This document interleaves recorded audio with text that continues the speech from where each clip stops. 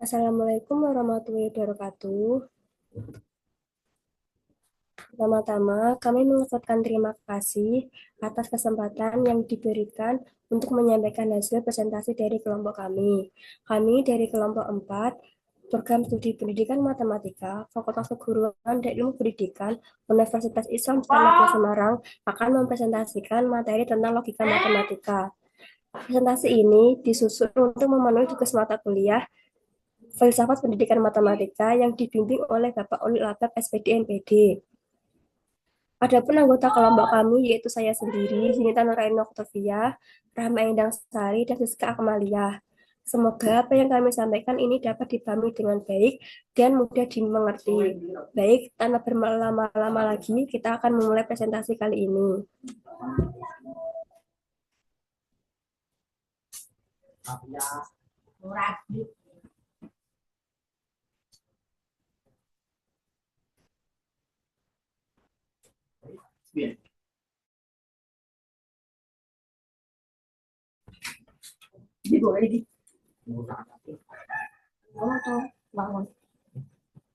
Sejarah perkembangan logika matematika. Yang pertama yaitu pada abad Yunani kuno.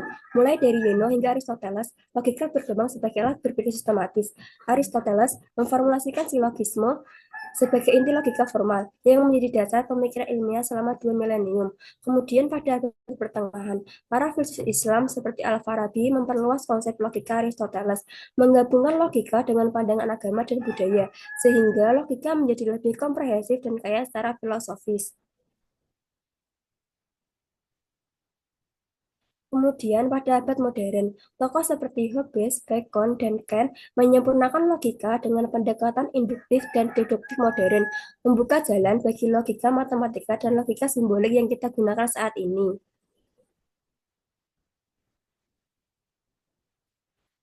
Proposisi logika. Apa sih itu proposisi?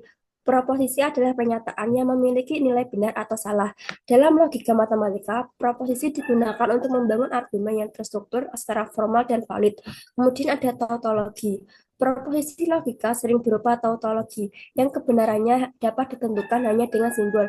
Ini menunjukkan sifat formal logika tanpa ketergantungan pada isi dunia nyata. Kemudian ada peran proposisi. Proposisi logika membantu membedakan gagasan yang benar secara logis dan menghindari makna ganda yang penting dalam penawaran matematika dan pengajaran. Silogisme. Pengertian silogisme. Silogisme adalah bentuk argumen logis yang terdiri dari 3 bagian.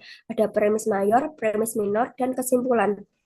Dalam memahami dasar logika, konsep ini pertama kali diperkenalkan oleh filsuf Yunani kuno, Aristoteles, sebagai dasar untuk mengembangkan logika formal. Dalam silogisme, kesimpulan ditarik berdasarkan hubungan antara premis mayor dan premis minor. Struktur silogisme. Sebuah silogisme terdiri atas 3 buah premis, yaitu 2 buah premis yang diberikan atau disajikan, dan sebuah premis yang ditarik dari kedua premis yang disajikan. Premis yang disajikan dinamakan premis mayor dan premis minor. Sedangkan premis yang ditarik dari kedua premis yang disajikan adalah kesimpulan atau konklusi. Struktur argumen silogisme terdiri dari 3 bagian. Yang pertama, premis mayor. Pernyataan umum yang memberikan dasar bagi kesimpulan. Yang kedua, ada premis minor. Pernyataan yang lebih spesifik dengan premis mayor. Dan yang terakhir ada kesimpulan. Pernyataan yang logis ditarik dari kedua premis. Contoh strukturnya yaitu premis mayor. Semua manusia akan mati. Premis minor. Sokrates adalah manusia. Kesimpulannya yaitu oleh karena itu Sokrates akan mati. Jenis-jenis silogisme. Yang pertama ada silogisme disjunktif. Silogisme yang premis mayornya tersusun atas keputusan yang mengandung 2 atau lebih pilihan kemungkinan. Contohnya, premis 1. Hari ini saya akan memakai baju berwarna coklat atau putih. Premis 2. Ternyata saya memakai baju berwarna putih. Kesimpulannya, saya tidak memakai baju berwarna coklat.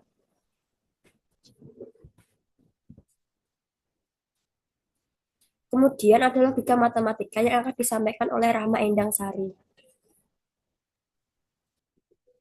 Oke, selanjutnya adalah logika matematika.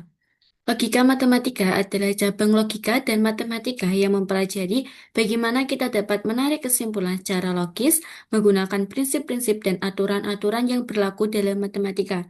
Jadi, logika matematika ini adalah tentang berpikir kritis dan rasional, serta tentang bagaimana membangun argumen yang valid.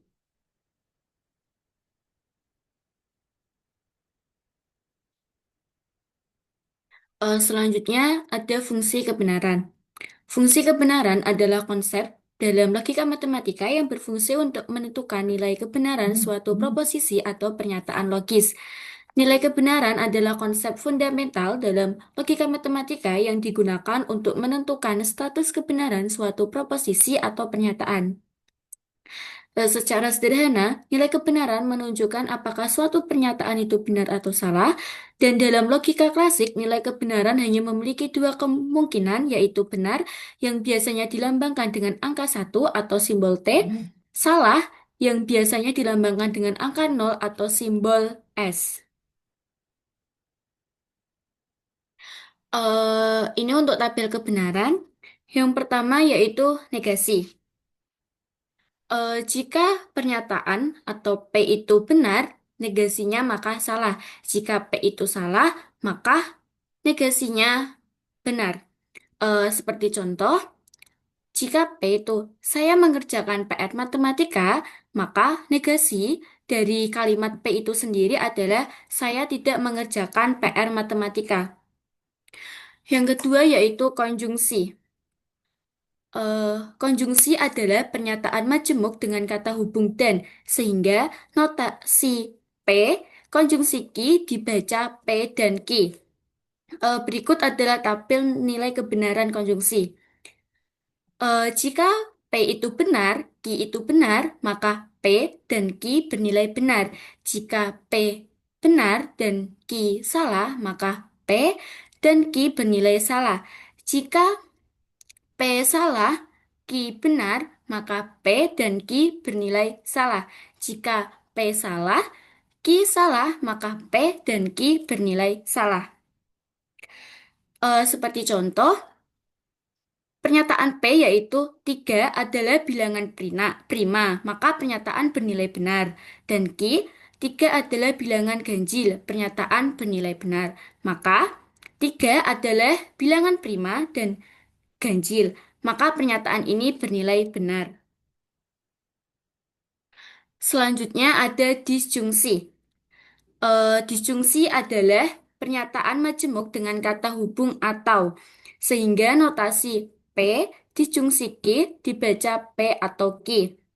Berikut adalah tabel kebenaran. Jika P benar, Q benar, maka P atau Q bernilai benar. Jika P benar, Q salah, maka P atau Q bernilai benar. Jika P salah, Q benar, maka P atau Q bernilai benar.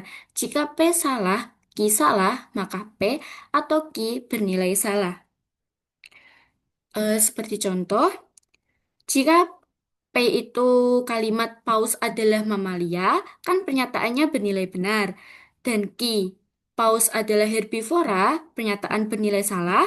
Maka, paus adalah mamalia atau herbivora, pernyataan ini bernilai benar. Selanjutnya ada implikasi. Implikasi adalah pernyataan majemuk dengan kata hubung jika maka, sehingga notasi dari P implikasi Q dibaca jika P maka Q. Berikut adalah tabel kebenarannya.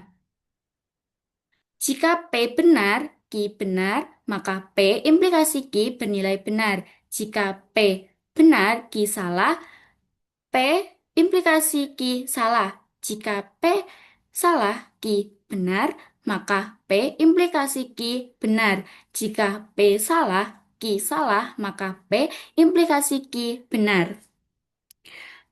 Seperti contoh, kalimat pernyataan P, Andi belajar dengan aplikasi YouTube. Pernyataan ini bernilai benar. Pernyataan Q, Andi dapat belajar di mana saja. Dan pernyataan Q bernilai benar. Maka pernyataannya, jika Andi belajar dengan aplikasi YouTube, Maka Andi dapat belajar dari mana saja. Pernyataan ini bernilai benar. Yang terakhir yaitu biimplikasi. Biimplikasi ini adalah pernyataan majemuk dengan kata hubung jika dan hanya jika. Sehingga notasi dari biimplikasi Q akan dibaca P jika dan hanya jika Q. Adapun tabel kebenarannya, jika P benar, Q benar, maka P biimplikasi Q benar. Jika P benar, Q salah, P biimplikasi Q salah. Jika P salah, Q benar, P biimplikasi Q bernilai salah. Jika P salah, Q salah, P biimplikasi Q benar.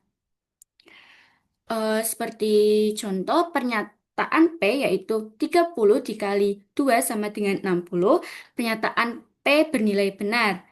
Dan Q 60 adalah bilangan ganjil, pernyataan Q bernilai salah. Maka 30 dikali 2 sama dengan 60.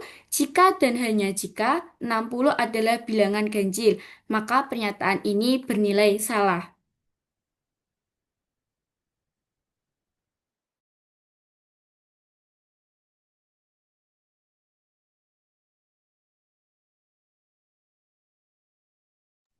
Selanjutnya ada inferensi logika yang akan disampaikan oleh Siska Akmalia. Inferensi logika. Inferensi logika dapat didefinisikan sebagai proses berpikir yang menghasilkan kesimpulan dari satu atau lebih premis. Pernyataan-pernyataan yang digunakan untuk menarik suatu kesimpulan disebut premis. Sedangkan yang dimaksud dengan argumen adalah kumpulan kalimat yang terdiri atas satu atau lebih premis, yang mengandung bukti-bukti dan suatu konklusi.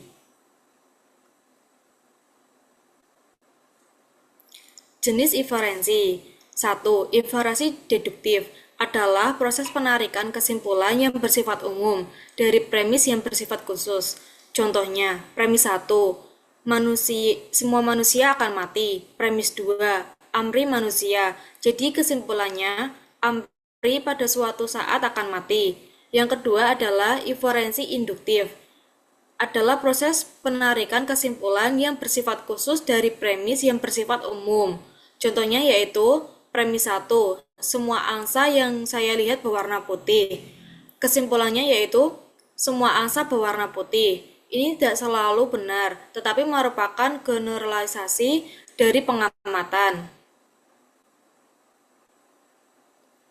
Yang ketiga, inferensi abduktif adalah proses penarikan kesimpulan terbaik yang mungkin dari premis yang ada. Contohnya, premis jika hujan jalanan basah, observasi jalanan basah. Kesimpulannya mungkin hujan, namun bisa juga disebabkan oleh faktor lain.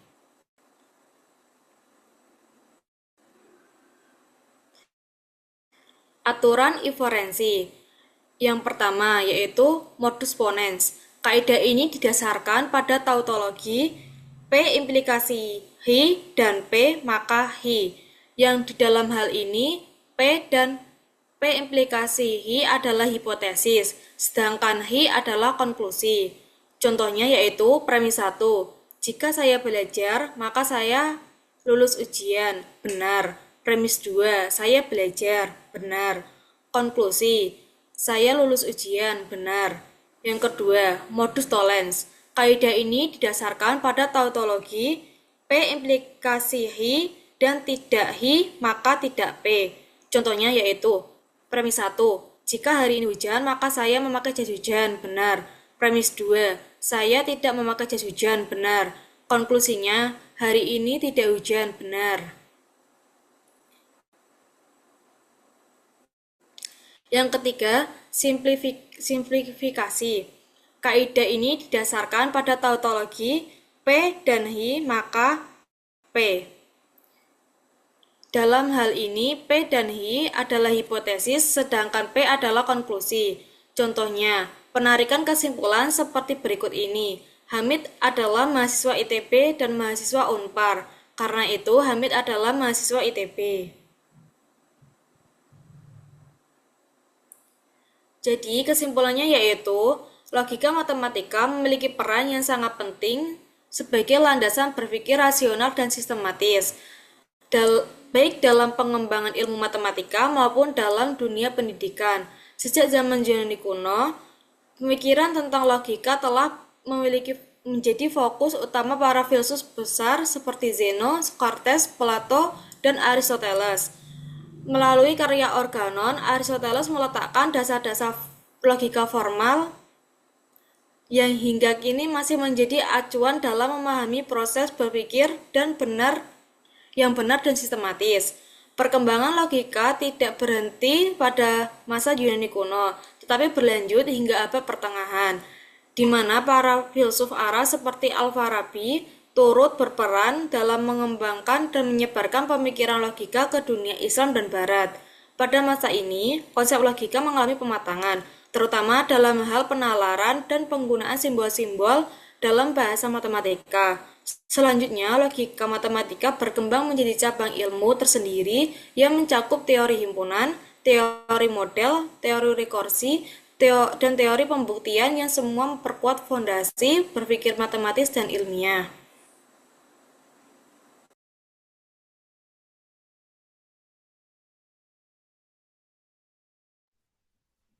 Demikian itu tadi yang dapat kelompok kami sampaikan mengenai logika matematika.